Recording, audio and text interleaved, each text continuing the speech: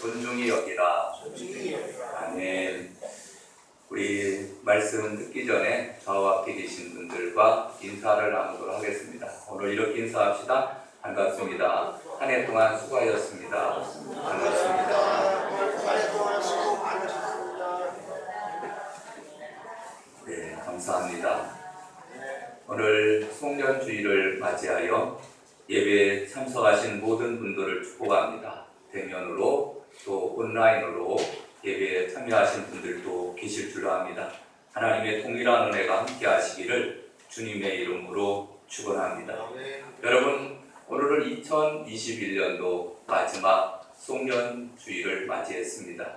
이제 며칠 지나면은 2021년도도 이제 지나가고 새로운 대망의 해 2022년도를 맞이하게 됩니다. 한 해를 마무리하면서 참 다사다난한 많은 사건들이 있었지만, 그러나 대표적인 건 뭐죠? 우리가 잘 아는 대로 코로나19와 싸운 그러한 한 해가 아니었을까. 그래서 감염되지 않을까, 또 무엇은 어떻게 되지 않을까 늘 노심초사하며 그렇게 살았던 한 해가 아닌가 생각을 합니다.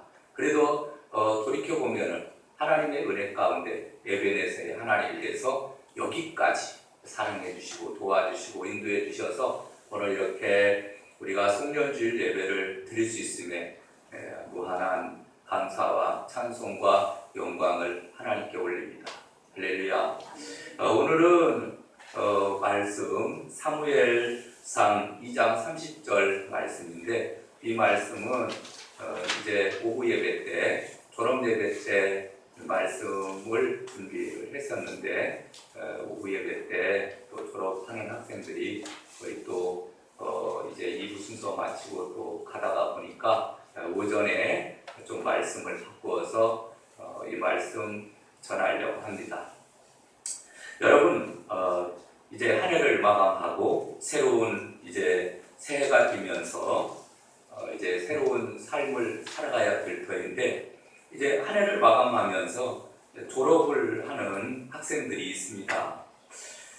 졸업을 할 때 때로는 설렘도 있지만은 때로는 부담도 생기고 두려움도 생깁니다. 그래서 새로운 친구를 만나는 것도 부담이고, 어떤 선생님을 만나게 될지도 두렵고, 또 어려운 공부를 하게 될지 몰라 떨리기도 할 것입니다. 여러분, 졸업을 하며 또 이제 한 해를 마무리하면서 다음 해를 향해서 나아가는 우리의 발걸음에 맞는 그러한 찬양이 있지요. 너의 가는 길에 주의 평강이 있으라. 너의 가는 길에 주의 평강이 있으리. 평강의 왕 함께 가시리. 너의 걸음 주 인도하시리. 주의 강한 손 널 이끄시리. 주님 나라 위하여 길 떠나는 나의 형제여, 주께서 가라시니 너는 가라. 주의 이름으로 거칠은 광야 위에 꽃은 피어나고, 세상은 내 안에서 주님의 영광 보리라. 강하고 담대하라. 세상 이기신 주 늘 함께 너와 동행하시며 네게 새 힘 늘 주시리. 아멘. 2절은 너의 가는 길에 주의 축복이 있으리. 영광의 주 함께 가시니 네가 받는 모든 땅 주님 다스리리. 너는 주의 길 예비케 되리. 아멘. 여러분, 우리가 가는 발걸음 하나님이 동행하실 거예요. 올해 한 해 동안도 인도해 주시듯이 또 앞으로 남은 인생의 모든 발걸음도 내가 너와 함께 하리라 하신 주님의 말씀대로 늘 함께 하실 줄로 믿습니다. 여러분, 힘내시고 승리하시기를 주님의 이름으로 축원합니다. 여러분, 우리가 이제 졸업을 하고 세상을 향해서 우리가 나아가게 될 때 제일 중요한 것이 우리가 존중받는 사람이 되었으면 좋겠다, 그런 생각을 합니다. 여러분, 사람은 누구나 주변 사람으로부터 인정받기를 원합니다. 자기가 중요한 존재라는 사실을 느끼고 싶어 합니다. 그래서 주위 사람들에게 진정한 인정과 아낌없는 칭찬을 받고 싶은 것이 모든 사람들의 공통된 특징이기도 합니다. 사람은 인정을 받고 존중을 받을 때 기분이 좋습니다. 여러분, 사람도 기분이 좋은데 하나님도 마찬가지입니다. 하나님도 하나님으로 대접할 때 하나님께서 복을 허락해 주시는 줄로 믿습니다. 여러분, 예수님께서 제 고향에 내려가셔서 복음을 전하실 때였습니다. 다른 지역에 갔을 때는 예수님 오셨다고 와서 환영하고, 그 다음에 또 병고침을 파는 사람도 있고 문제를 파는 사람도 많이 있었습니다. 해결을 받는 사람도 많이 있었습니다. 그런데 유독 고향에 가니까 배척을 하는 거예요. 제 어렸을 적에 코찔찔이었고, 저런 애가 벌써 이제 또 복음을 전한다고 하고 하나님 나라를 전파한다고 그래. 그러면서 때로는 대견하게 바라보는 사람도 있지만, 때로는 우리 동네에서 가난한 동네, 촌동네 나사렛에서 어렵게 살던 그때의 상황만 떠올리면서 예수님에 대해서 제대로 인정을 하지 않았습니다. 그래서 오히려 성경에 보면 배척을 받았다, 이렇게 말합니다. 근데 이렇게 배척을 받음으로 인해서 고향에서는 많은 기적과 이적을 행하지 않으셨다, 이렇게 말씀합니다. 여러분, 하나님의 아들 예수님께서도 고향 사람들에게 배척을 받을 때, 배척을 받고 인정을 받지 못할 때 그곳에 하나님의 기적을 일으키지 않았습니다. 그런데 여러분, 예를 들어서 가버나움에 갔을 때 로마의 백부장이 옵니다. 그리고 그 백부장이 예수님께 엎드리면서 100명의 군사를 거느리는 장교입니다. 그런데 예수님께 다가와서 주여, 내 집에 들어오심을 나는 감당하지 못하겠사오니 다만 말씀으로만 하옵소서. 그랬더니 예수님께서 뭐라고 말씀하시냐면은 이스라엘 중에서 아무에게서도 이만한 믿음을 만나보지 못했다라고 말씀하시면서 마태복음 8장에 보니까 네 믿음대로 될지어다. 아멘. 그래서 그랬더니 그 모든 역사가 일어나고 질병이 치료되는 역사가 나타났던 것을 보게 됩니다.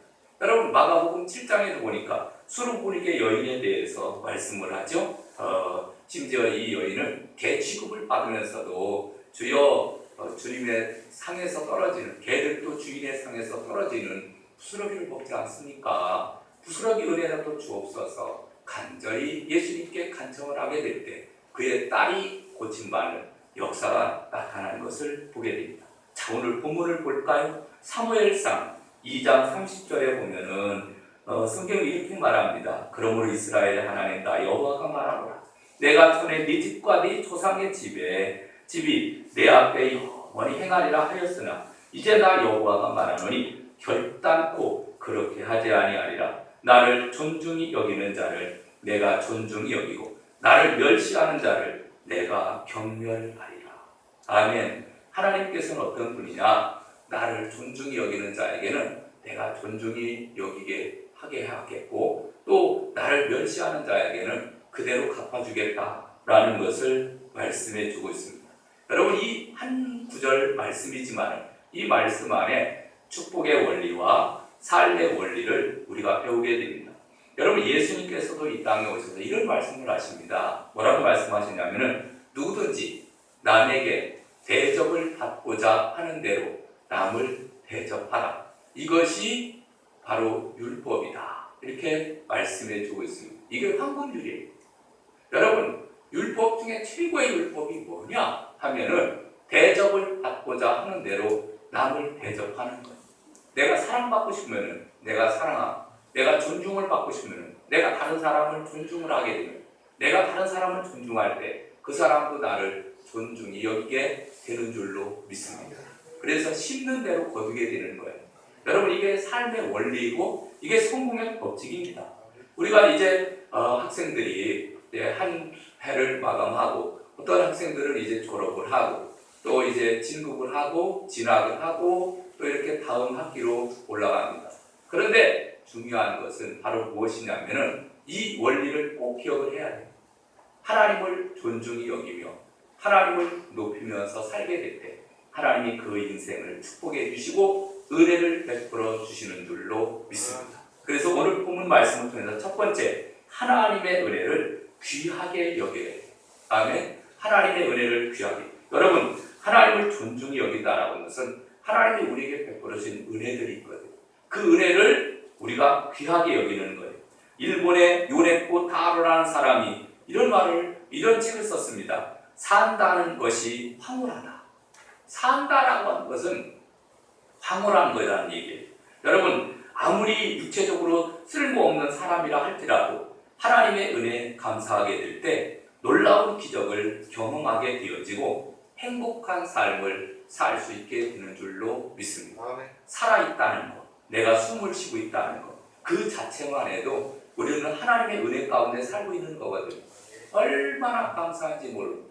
여러분, 우리가 편하게 숨을 쉬고 있는 이것도 지금 중환자실에 들어가 있는 사람들은 산소 호흡기를 끼고 수십만 원, 수백만 원 들여서 그 하루를 살겠다고, 하루를 연장하고 싶겠다고 지금 사투를 벌이는 사람들이 얼마나 많은지 알 수 없습니다. 여러분, 우리는 편하게 하나님 앞에 나와서 예배를 드리고 있다라고 하는 그 자체가 바로 하나님 은혜에 감사해야 될 줄로 믿습니다. 여러분, 다윗은 하나님 앞에 은혜를 많이 받았습니다. 그리고 그 모든 은혜가 하나님께로부터 왔다는 것을 알고 그 은혜에 보답하기 위해서 평생을 노력하며 살았습니다. 시편 116편 12절에 이렇게 고백합니다. 여호와께서 내게 주신 모든 은혜를 무엇으로 보답할꼬. 하나님이 내게 주신 은혜를 생각하니까 너무너무 감사한 거예요. 그 은혜를 어떻게 보답할꼬. 이런 마음을 가지고 일평생을 살았어요. 그랬더니 하나님께서 너는 내 마음에 합한 자다. 그리고 하나님은 이 다윗을 높여주셔서 그래서 이스라엘 중에 가장 뛰어난 성군이 되게 하시고 하나님이 늘 다윗과 함께 하여 주시고 다윗이 가는 곳마다 이기게 하시고 승리케 하신 줄로 믿습니다. 여러분, 우리가 하나님을 존중히 여기고 하나님께 감사할 때 이런 역사가 일어나는 거예요. 여러분, 그러나 오늘 본문에 사무엘상 2장에 보면은 엘리라는 제사장에 대해서 나옵니다. 이 사무엘 선지자가 있기 바로 전에 이제 엘리 제사장이 또 이제 제사를 드리면서 또 이스라엘 백성들을 하나님께로 이끌 때요. 그때였는데 이 엘리와 그의 아들들은 하나님의 은혜를 귀하게 여기지 않았습니다. 하나님의 은혜를 잊고 감사하지 않았습니다. 하나님보다 아들을 더 중하게 여겨서 하나님께 드리는 제물과 예물을 멸시하고 가장 좋은 것으로 스스로 살찌게 했습니다. 그래서 하나님의 은혜로 제사장이 되었음에도 불구하고 자기 마음대로 살게 될 때 하나님의 심판이 임하게 되는데, 여러분 오늘 본문 27절을 보겠습니다. 27절, 하나님의 사람이 엘리에게 와서 그에게 이르되 여호와의 말씀에 너희 조상의 집이 애굽에서 바로의 집에 속하였을 때에 내가 그들에게 나타나지 아니하였느냐. 이스라엘 모든 지파 중에서 내가 그를 택하여 내 제사장으로 삼아 그가 내 제단에 올라 분향하며 내 앞에서 에봇을 입게 하지 아니하였느냐. 이스라엘 자손이 드리는 모든 화제를 내가 네 조상의 집에 주지 아니하였느냐. 너희는 어찌하여 내가 내 처소에서 명령한 내 재물과 예물을 밟으며 네 아들들을 나보다 더 중히 여겨 내 백성 이스라엘이 드리는 가장 좋은 것으로 너희들을 살찌게 하느냐. 엘리 제사장에 준 하나님 말씀이에요. 근데 가만히 생각해 보면은 결국 우리에게 주신 말씀입니다. 하나님이 우리를 구원해 주시고 자녀 삼아 주시고 정말 오늘날까지 인도해 주셨어요. 그런데 어찌하여 하나님으로 대접하지 않고 하나님께 영광을 돌리지 않고 살아가느냐. 바로 그런 말이거든요. 여러분, 시편 103편 2절에 보면은 내 영혼아 여호와를 송축하며 그 모든 은택을 잊지 말지어다. 여러분, 하나님의 은혜를 잊지 말고 늘 감사하며 하나님께 영광 올리며 살아가시기를 주님의 이름으로 축원합니다. 우리는 죄와 허물로 죽었던 우리들이었습니다. 우리는 죽어 지옥 갈 영혼이었는데 국률에 풍성하신 하나님께서 하나님의 독생자 예수 그리스도를 아낌없이 땅에 보내주시고 예수 믿고 구원받아 하나님의 자녀가 되게 하여 주시고 또 올해도 한 해 동안도 이렇게 보호해 주시고 인도해 주시는 하나님의 무한한 사랑을 우리는 늘 감사하며 살아가야 될 줄로 믿습니다. 아멘. 여러분, 사람들은 은혜를 너무 쉽게 잊어버리는 경우가 있습니다. 하나님은 우리들에게 너무나 많은 은혜를 베풀어 주었습니다. 죄로 인해 영원히 죽을 수밖에 없는 우리들을 그 은혜로 구원해 주시고 또 여러 가지 기도의 응답을 우리에게 주셨고 하나님은 우리의 형편을 돌보아 주셨고 하늘나라의 기업을 우리에게 허락해 주시고 어려울 때면 나를 위로하고 또 나를 돕기 위해 우리에게 성령을 보내주셔서 날마다 새롭게 하시며 은혜를 베풀어 주셨습니다. 할렐루야. 여러분들 하나님의 은혜 늘 감사하며 살아가야 될 줄로 믿습니다. 성경 주석학자인 윌리엄 바클레이는 이런 말을 했습니다. 내가 구원받은 은혜 이 한 가지만 생각해도 평생을 감사하며 살 수 있다. 내가 구원받은 은혜 이 한 가지만 생각을 해도 다른 은혜가 다 없다 하더라도 이 한 가지 은혜만 기억하며 살면 우리는 매일매일의 삶 속에서 우리는 항상 하나님 앞에 감사할 수 있는 줄로 믿습니다. 한때 이교도였고 방탕하였던 아프리카 노예 상인이었던 존 뉴턴이라는 사람이 있습니다. 이 존 뉴턴이라는 사람이 하나님의 은혜로 구원받고 그가 82세로 세상을 떠날 때까지 하나님을 섬기는 일에 생명을 바쳤습니다. 어느 날 노년이 되어서 기억력이 감퇴해서 성도들이 이제는 사역을 그만하셔도 될 것 같습니다. 그러면서 조용히 여생을 보내도록 권면을 했을 때 뉴턴은 그런 말을 했습니다. 주님을 섬기는 일을 그만두라니요. 하나님을 못 오겠던 이 늙은 아프리카 노예 상인이 아직도 말을 할 수 있는데 주님의 말씀을 전하고 가르치는 일을 그만두라니요.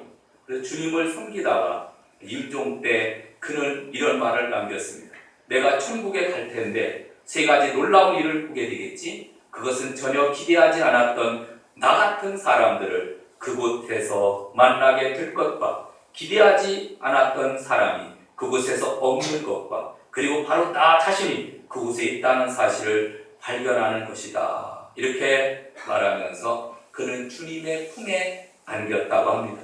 여러분, 하나님의 은혜를 평생 잊지 않고 감사하며 주님을 섬기며 살았던 존 뉴턴은 찬송가 305장 나 같은 죄인 살리신 나 같은 죄인 살리신 주 은혜 놀라워 잃었던 생명 찾았고 광명을 얻었네. 큰 죄악에서 건지신 주 은혜 고마워. 나 처음 믿은 그 시간 귀하고 귀하다. 이제껏 내가 산 것도 주님의 은혜라. 또 나를 장차 본향에 인도해 주시리. 거기서 우리 영원히 주님의 은혜로 해처럼 밝게 살면서 주 찬양하리라. 아멘. 여러분, 하나님을 존중히 여기며 하나님의 은혜에 늘 감사하며 살아가야 될 줄로 믿습니다. 하나님은 하나님을 존중히 여기는 자를 반드시 복을 주십니다. 다음에 그래서 졸업을 하며 이제 또 새로운 또 올해 한 해를 보내고 새로운 해를 맞이하는 우리들이 꼭 기억해야 될 것은 앞으로 남은 인생의 여정길을 하나님을 존중히 여기며 살자. 하나님이 베풀어 주신 은혜를 늘 잊지 않고 감사하며 우리는 하나님께 영광을 올리며 살아가야 될 줄로 믿습니다. 헬렌 켈러라는 여사가 있습니다. 이 헬렌 켈러라는 분은 그는 삼중 장애인이었다고 합니다. 눈도 보이지 않았고 귀도 들리지 않았고 말도 할 수 없었습니다. 여러분, 눈도 안 보여요. 하나만 장애를 가지고 있어도 얼마나 답답하겠습니까? 그런데 눈도 보이지 않죠? 귀도 들리지도 않죠? 말도 제대로 할 수 없죠. 이런 장애인이었습니다. 그런데 그는 일평생 많은 일들을 했습니다. 많은 저술들을 했습니다. 그가 이런 말을 했습니다. 말년에 어떤 기자가 그에게 물었습니다. 이런 육체적 고통과 함께 한평생을 살아왔는데 당신은 하나님을 원망해 본 적은 없습니까? 이때 헬렌 켈러 여사가 웃으며 대답을 합니다. 제가 하나님께로부터 받은 은혜를 헤아리는 것만도 시간이 없는데, 그리고 하나님께 대한 감사하는 것으로도 부족한데 어찌 원망할 시간이 있겠습니까? 감사하고 그 은혜를 기뻐하는 것만으로도 시간이 부족합니다. 이렇게 말했다는 거예요. 하나님의 은혜를 헤아려 보며 감사하는 것만도 시간이 부족한데 내가 어찌 하나님께 원망을 하겠습니까? 여러분, 우리는 다 눈도 보잖아요. 또 듣잖아요. 그리고 또 말도 잘 하잖아요. 그런데도 우리는 때로 하나님을 원망하고 또 좌절하고 절망하는 이러한 모습을 보게 됩니다. 그는 세상을 떠날 때 이렇게 유언합니다. 나의 일생은 참으로 아름다웠다. 나의 일생은 참으로 아름다웠다. 그러니까 삼중고를 겪었던 헬렌 켈러의 입에서 이런 고백이 나오는 거예요. 나의 일생은 참으로 아름다웠다. 여러분, 우리는 없는 것만 찾으면요 한도 끝도 없습니다. 하나님이 100가지 중에서 99가지를 주고 한 가지가 조금 모자랄 수가 있습니다. 근데 많은 사람들은요 어떻게 생각하냐면 한 가지 없는 것만 가지고 이야기해요. 왜 나는 다른 사람에 비해서 그렇게 적을까, 부족할까, 모자랄까? 여러분, 우리는 하나님이 주신 것에 대해서 우리는 모자라고 생각할 여유가 없어요. 늘 하나님 앞에 감사하며 살아가야 될 줄로 믿습니다. 두 번째로는 예배를 귀하게 여기는 것입니다. 여러분, 예배의 수준을 능가하는 삶은 또 없습니다. 삶을 능가하는 예배도 없습니다. 예배를 소중하게 생각하는 것, 그것이 바로 하나님을 존중히 여기는 것입니다. 여러분, 오늘 본문에 보면은 엘리 제사장과 그리고 그 아들들이 책망받은 내용이 바로 무엇입니까? 그것은 하나님께 예배하는 일을 소홀히 한 것, 없인 여긴 것. 자, 오늘 본문 볼까요? 17절 보겠습니다. 17절. 이 소년들의 죄가 여호와 앞에 심히 크면 그들이 여호와의 제사를 멸시함이었더라. 제사가 뭐죠? 예배. 구약시대는 제사였고 신약시대는 예배 드리는 것을 멸시했다는 거예요. 여러분, 오늘 또 29절을 보겠습니다. 29절. 너희는 어찌하여 내가 내 처소에서 명령한 내 재물과 예물을 밟으며 네 아들들을 나보다 더 중히 여겨 내 백성 이스라엘이 드리는 가장 좋은 것으로 너희들을 살찌게 하느냐? 이렇게 말씀해 주고 있습니다. 예배를 멸시하고 무시하고 소홀히 하며 하나님 앞에 예배 드리는 것보다 자기 아들들만 생각하고 오냐 애들이라면 흠뻑 죽어가지고서 주일도 못 지키고 아무것도 못하고 이러한 모습을 보게 됩니다. 이때 하나님께서 뭐라고 말합니까? 나를 존중하는 자는 내가 존중히 여기고 나를 멸시하는 자를 내가 경멸하리라. 이렇게 말씀해 주고 있는 거예요. 여러분, 우리는 하나님을 존중히 여길 때 하나님이 축복해 주시는 줄로 믿습니다. 근데 그 하나님을 존중히 여기는 것이 바로 무엇이냐면은 하나님 앞에 예배하는 거예요. 하나님을 하나님으로 대접하면서 예배하는 겁니다. 그것이 하나님을 존중히 여기는 겁니다. 여러분, 우리에게는 하나님께 예배를 드리는 날이 있습니다. 바로 주일날입니다. 세상 사람들은 일요일이다, 공휴일이다, 휴일이다 이렇게 말합니다. 그러나 우리 예수 믿는 사람들은 주일이라고 얘기를 합니다. 주일이 뭐죠? 주님의 날. 그래서 주일입니다. 그래서 하나님께 나와서 예배를 드리는 날. 바로 이 날이 바로 복을 받는 날이거든요. 그래서 구약에서는 안식일을 주님의 날로 지켜왔지만 신약에서는 우리의 죄를 지시고 십자가에 피 흘려 돌아가시고 부활하시고 승천하신 주님께서 바로 부활하신 날을 기념해서 우리는 주일날을 지키고 있습니다. 그래서 주일날에는 대부분 달력에 보면은 빨간색으로 되어 있어요. 예수 그리스도의 보혈의 피를 상징하는 빨간색으로 되어 있는 거예요. 이날은, 주일날은 우리가 목숨 걸고 하나님 앞에 예배하며 영광을 돌리는 날이 바로 이 주일날입니다. 여러분, 그 영화 중에 불의 전차라는 영화를 아마 본 적이 있을 거예요. 1924년 파리 올림픽 때 올림픽의 꽃이라고 하는 100m 달리기가 주일에 잡혀 있었습니다. 이때 유일한 우승 후보였던 영국의 에릭 리델이라는 사람이 있었는데, 이 사람은 주일날 나는 하나님 앞에 예배를 드리러 가야 된다. 그래서 출전을 포기했습니다. 자기에게는 메달보다 더 중요한 것이 있는데 그것은 하나님께 예배를 드리는 일. 아니, 올림픽에 대표 선수로 나간 사람이, 국가를 대표해서 나간 사람이 오늘은 주일날이니까 나 예배 드리러 가야 됩니다. 그리고 예배 드리러 간 거예요. 그러니까 대표단이 보니까 너무 황당한 것 아닙니까? 아니, 한 주간 빠질 수 있잖아요. 여러분이 보면은 우리 성도님들도 가끔 가다가 어디 간다고 빠지기도 하잖아요. 빠질 수도 있잖아요. 그런데 이 리델이라는 사람은 그는 100m 달리기를 포기합니다.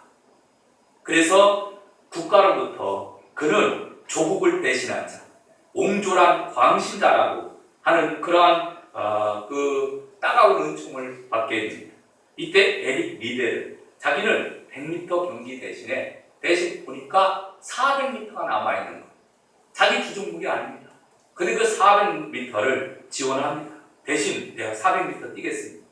그는 자기 주종목은 아니었지만 처음에 아주 100m 달리듯이 무서운 속도로 막 뛰어나가기 시작을 합니다. 사람들이 다 저러다가는 저 리델이라는 사람이 심장이 터져서 죽을 수도 있을 것이다. 그 200m까지 열심히 뛰었대요. 그런데 400m 무사히 뛰어서 아주 세계 신기록을 세웠습니다. 근데 이분이 뭐라고 얘기하냐면은 내가 열심히 달렸는데 200m까지는 내 힘으로 달렸다. 그런데 200m 이상부터는 나도 알 수 없는 힘이 자기를 지배하더라는 거예요.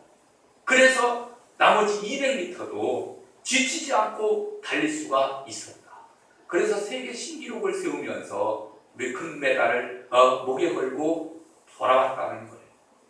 여러분, 이 이야기가 그래서 이제 많이 알려지게 되어 있는데, 여러분, 이분은 어떤 생각을 가지고 있었습니까? 이분은 리델이라는 사람은 주일날은 지금 국가 세계적인 경기이기는 하지만 그러나 예배를 더 존중하게 여기는 거예요. 예배를 드리는 것을 빼놓을 수가 없다. 그래서 하나님 앞에 예배를 드리느라고 그 시간에 그가 가서 경기하지 못했다는 거예요. 근데 하나님께서 예배를 존중히 여기는 자에게 그에게 또 값진 금메달을 안겨주신 줄로 믿습니다. 하나님은 신실하신 분입니다. 주님을 존중히 여기는 자들을 하나님은 존중히 여깁니다. 여러분, 우리가 이 세상에 살면서 중요한 일들이 너무나 많습니다. 그렇지만은 여러분, 주일날이 되면은 하나님을 존중히 여기며 하나님께 영광을 올리게 될 때 하나님 반드시 복을 허락해 주실 줄로 믿습니다. 여러분, 구약 성경 보면은 하나님은 다니엘을 존귀하게 여겼습니다. 그리고 그를 높여서 바벨론의 세 번째 치리자로 높여주셨습니다. 시대가 바뀌고 왕이 바뀌고 정권이 바뀌고 그럼에도 불구하고 이 다니엘이라는 사람은 그는 총리로서 나라가 바뀌고 그 다음에 정권이 바뀌어도 하나님이 축복해 주시니까 바로 총리로서의 사명을 감당을 했거든요. 근데 이 대적들이 나중에 다니엘을 어떻게 하면은 끌어내릴까 죽일까 이렇게 생각을 했는데 아무리 흠을 잡으려고 해도 그가 잡을 수가 없는 거예요. 그래서 어떤 생각을 하게 됐냐면, 저 다니엘은 이스라엘에서 온 그 노예인데 하나님을 섬기는 자다. 늘 항상 하나님 앞에 예배하고 기도하는 모습을 보면서 예배 드리면은 바벨론에는 우상을 숭배하잖아. 그러니까 그 우상을 만들어 놓고 하나님 대신에 우상에게 절하라고 그렇게 금령을 만들게 됩니다. 그래서 온 나라에 30일 동안 특별 법령을 내려서 다른 어떤 신에게 예배하거나 기도하는 것을 금하게 하고, 그리고 그럴 경우에는 사자굴 속에 넣어서 사자의 밥이 되게 하는 그러한 법을 정했습니다. 그럼에도 불구하고 다니엘은 하나님께 감사하며 예루살렘을 향하여 창문을 열어놓고 이전에 하던 대로 하나님께 예배하며 기도했습니다. 그 결과 그는 사자굴 속에 들어가기도 했지만 하나님께서 사자의 입을 막게 하시고 그는 그의 대적들이 대신 들어가서 사자의 밥이 되는 그러한 일들이 일어나게 됩니다. 여러분, 다니엘은 목숨을 걸고 하나님께 예배하며 섬겼습니다. 그랬더니 하나님께서 높여주셨습니다. 할렐루야. 이제 말씀을 맺으려고 합니다. 여러분, 이제 한 해를 마감하며 새해를 우리가 맞이하는 우리들이 꼭 기억해야 될 것은 우리는 하나님을 존중히 여깁니다. 아멘. 하나님의 은혜를 기억하고 하나님을 존중히 여기며 예배를 귀하게 여기게 될 때 하나님은 앞으로 남은 인생길 반드시 성공하게 하시고 승리하게 하시고 축복해 주시고 은혜를 베풀어 주시는 줄로 믿습니다. 여러분, 앞으로 무슨 일이 우리에게 있을지 아무도 모릅니다. 두려워하지 말라, 놀라지 말라, 내가 너와 함께 하겠다. 주님이 말씀하시면서 오늘 주시는 말씀, 나를 존중히 여기는 자를 내가 존중히 여기고 나를 격렬히 여기는 자를 내가 멸시하리라는 이러한 하나님의 말씀을 신비에 새겨서 더욱더 하나님 잘 섬기며 승리하는 삶을 사시기를 주님의 이름으로 축원합니다. 우리 찬양하고 기도할까요? 찬송 드리겠습니다. 찬송은 180장 드리겠습니다.